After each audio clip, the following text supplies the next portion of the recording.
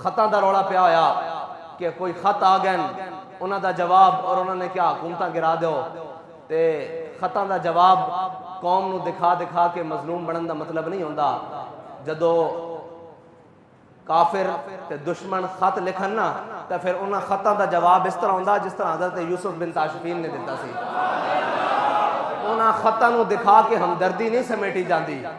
हज़रत यूसुफ बिन ताशफीन ने यह नहीं किया कि भाई देखो उसने खत में इतना लिख दिया है कि अगर आसमान के फरिश्ते भी तुम्हारे मदद के लिए उतर आए तो तुम मुझे शिकस्त नहीं दे सकते क्योंकि मैं इतनी बड़ी फौज ला रहा हूँ। तो हज़रत यूसुफ बिन ताशफीन ने अपने वजीर मुशीर को कहा कि जनाब इसका जवाब लिखो। तो उस मुशीर ने बहुत लंबे चौड़े सफ़ों पर जवाब लिखा और लाकर पेश किया कि हम ऐसे ज़र्रा लेस होकर आ रहे हैं, हम जर्रे पहन के आ रहे हैं, हम फौजें लेकर आए हैं। तो हज़रत यूसुफ बिन ताशफीन ने जब खत पर नज़र मारी तो आपने कहा यार दुश्मनों को ऐसे नहीं जवाब दिया जाता, वो खत लाओ जो उसने लिखा है। जब वो खत आपके सामने लाया गया ना तो आपने उसकी पुष्ट के ऊपर लिख दिया कि मैं जल्द आ रहा हूँ। तो बात यह है कि जब दुश्मनों से बात की जाए तो इस तरह की जाती है, वो खत दिखाकर हमदर्दियां नहीं समेटी जाती। कोई थे जो कतरी खत के ऊपर रुके रहे और आज अमरीकी खत आ गया।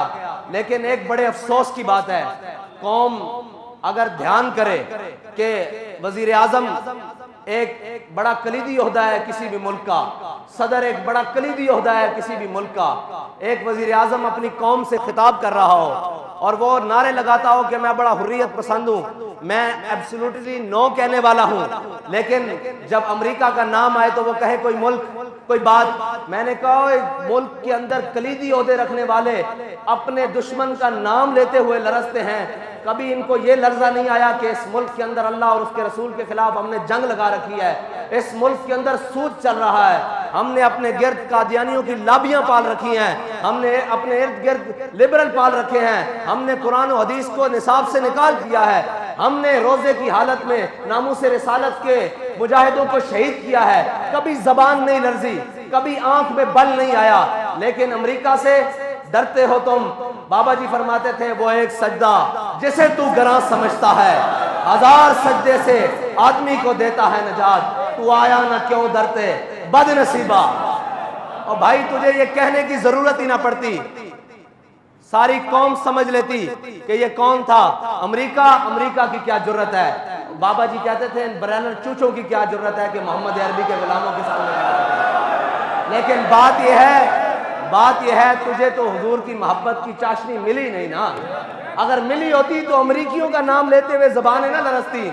मैं ये सोच रहा हूं कि नाम लेते हुए जबानें लरज रही हैं, तो अगर कहीं मैदान लग रहा तो इनकी तो टांगे कांपेगी। अगर उनको कोई बात कर सकता है तो वो कोई मौला कायनात का गुलाम कर सकता है। तो जब दुश्मन आए ऐसे चौड़ा होकर, तो आपने फरमाया अनल्लज़ी सम्मतनी उम्मी हैदरा, फरमाया मेरी माँ ने भी मेरा नाम हैदर रखा, झाड़ियां दा शेर। और तू अगर नामूसे रिसालत दे मुजाहिदां दे उत्ते गोलियां ना चलाइयां होंदियां और तू वो वक्त ना गवाया होंदा जड़ा रब ने तेनू बड़ा बेहतरीन वक्त दिता सी, और यही गल्लां उस वक्त खड़े होके कर दी होंदियां कि ओए असी सारा कुछ बर्दाश्त कर लवांगे, असी अमरीका ते फ्रांस नू भी देख लवांगे, लेकिन अपने हबीब दी इज्जत ते सौदा नहीं कर सकते। ते अज ये लंबियां तकरीरां ते रो के दिखाने की कौम नू जरूरत ना पैंदी। कौम तेरे पीछे, लोग कहते हैं जी आप इसके साथ चले, मैंने कहा साथ चलना पीछे की बात है। अगर ये नामूस रिसालत के ऊपर खड़ा हो जाता, हम इसकी जूतियां अपनी पगड़ी में बांधने के लिए तैयार थे। लेकिन अगर कोई हमें कहे कि इख्तिदार की खातिर इसको साथ रखो, तो मर ही जाऊं जो इस दर से जाऊं 2 कदम, क्या बचे बीमार गम कुर्बे मसीहा छोड़कर। ऐसा एक इख्तिदार नहीं, सारी दुनिया का इख्तिदार भी हो, हम अपने पांव की ठोकर पे भी नहीं रखते।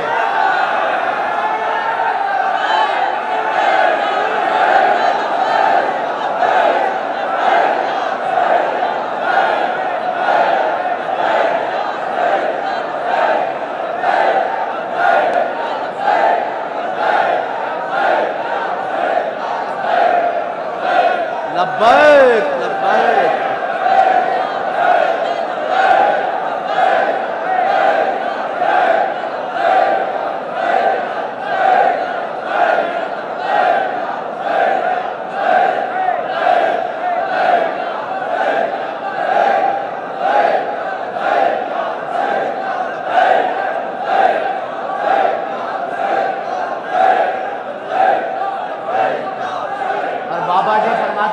बड़े बदनसीब जो करार तक न पहुंचे। वो करार यही था कि तुम सारी यूरोपीय यूनियन को समेट के एक साइड पे रखते, अमेरिका को समेट के एक साइड पे रखते और वीटो पावर वाले सारे ममालिक लपेट कर एक साइड पे रखते। वो कहते कि बस जी हम सारी बातों पर कंप्रोमाइज कर सकते हैं अपने आका और मौला की नामूस के लिए। अगर तुम बात कर देते बाखुदा ये दिन तुम्हें नहीं देखने पड़ते, लेकिन अभी तुमने देखने हैं, अभी तो दुनिया में देखे हैं, अभी तो आगाज है, अभी तो अंजाम उस हशर के दिन तक बाकी है जब हुजूर के सामने पेश होना है और उस किसी नुक्कर में अमीरुल मुजाहिदीन भी खड़े होंगे और वो ये नहीं तुम कह सकोगे कि हमें बताया किसी ने नहीं। भाई तुम्हें रोडों पर रोजे की हालत में खून में नहाकर भी बताया कि बाज आ जाओ हुजूर की नामूस पर पहरा दे लो।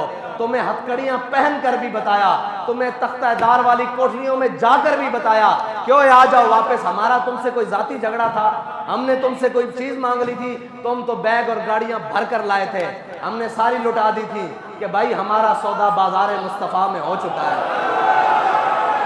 ये हमने तारीख जो है ना ये सौदागरों के लिए नहीं बनाई, ना बाबा जी ने इसके अंदर मेहनतें सौदागरों के लिए की हैं।